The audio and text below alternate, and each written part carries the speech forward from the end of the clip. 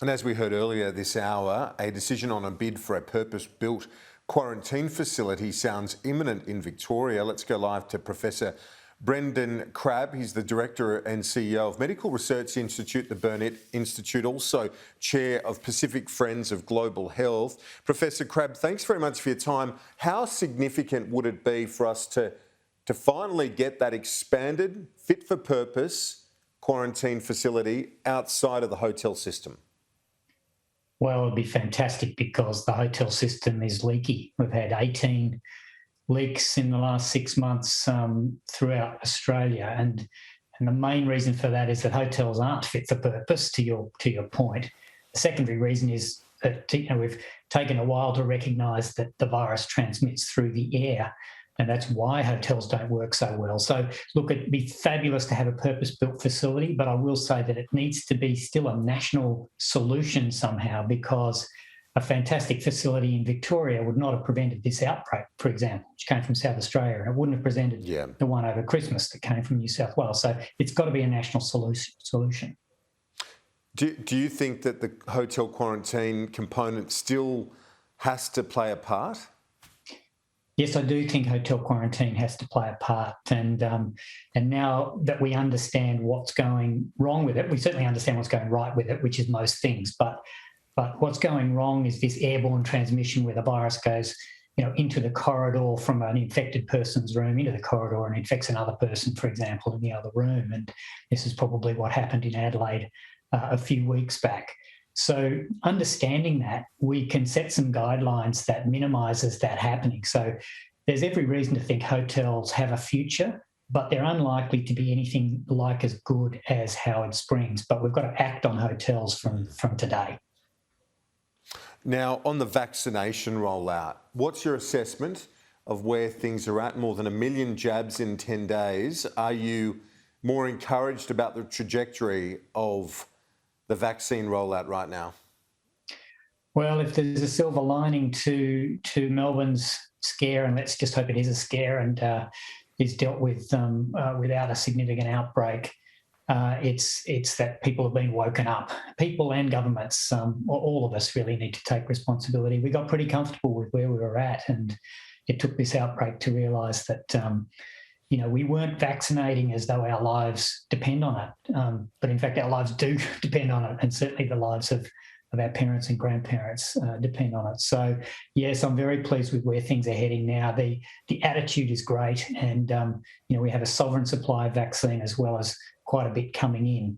So I think Australia's, after a shaky start, is going to do well. We saw overnight, Professor Crabb, the COVAX summit hosted by the Japanese government in a bid to help less well-off nations get the vaccinations they need. Bill Gates addressed the summit. I want to play a little of it, get your reaction to it. Have a look. Even as the United States and Europe seem to be turning the corner, other countries are experiencing their highest peaks. There are two immediate actions countries can take: share dollars and doses. We need governments to contribute their fair share to ACT agencies and fill the financing gap in 2021. Also, high-income countries have reserved more vaccines than they need.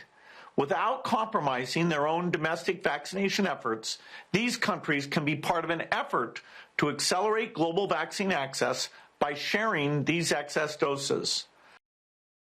Professor Crabb, are developed nations stepping up to the challenge? We saw the Morrison government. I received a news release today, just a few hours ago, in fact, saying that it's committing an additional $50 million to that COVAX facility. Is that welcome? Is it enough? Well, it's definitely welcome. The $50 million contribution from the Morrison government overnight adds to an already $80 million contribution to that same mechanism, this funding pool for vaccines for the developing world. And on top of that, another $620 million to the region to get them vaccinated. These are earlier announcements. So Morrison government has actually been pretty good right from the word go, I've got to say, on this, very aware of the need to vaccinate the wider world. But, you know, the wider world isn't doing enough yet. 1.3% of vaccinations have happened in the world's poorest countries. The rest have happened in the richer countries. And that's not only, you know, immoral and unethical to consign those people to such suffering, but it also isn't good for ourselves. You know, it's not over for us. The COVID pandemic isn't over for us when we're all vaccinated. It's only over for us when there's no serious threats of virus coming in from the rest of the world, no new variants evolving in these countries.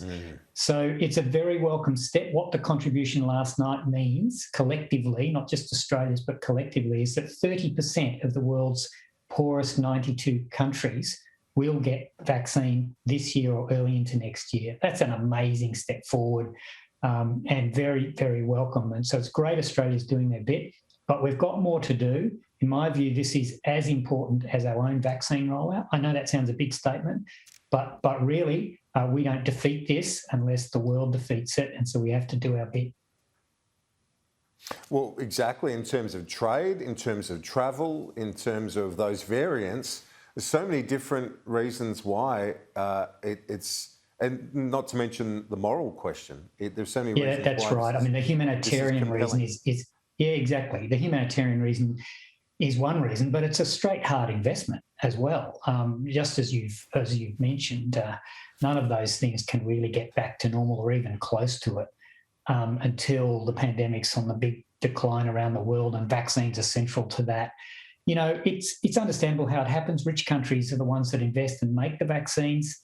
And you need pharmaceutical companies to do it. It's costly. They carry risk.